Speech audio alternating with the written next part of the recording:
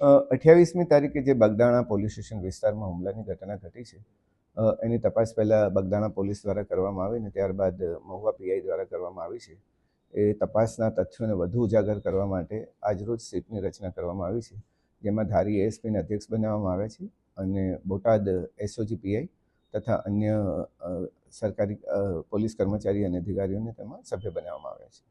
ખાસ કરીને આ રચના છે તે રચના સરકાર દ્વારા કોઈ નિર્દેશ આપને કરવામાં આવે છે કે નિર્ણય રેન્જ લેવલે કેટલીક તપાસ તલસ્પર્શી રીતે થાય એ બાબતે અહીંયાથી નિર્ણય લેવામાં આવ્યો છે. કમિટીમાં કેટલા સભ્યો છે, કેવી રીતના સભ્યો? અત્યારે એક ડીવાયએસપી છે, જે કે એસપી છે ધારી, એક પીઆઈ છે, એક પીએસઆઈ છે અને 2 હેડ કોન્સ્ટેબલ કક્ષાના પોલીસ કર્મચારીઓનો સમાવેશ થાય છે, જે તપાસ કરી અને મારા સુપરવિઝનમાં સતત ને સતત મને રિપોર્ટ કરશે.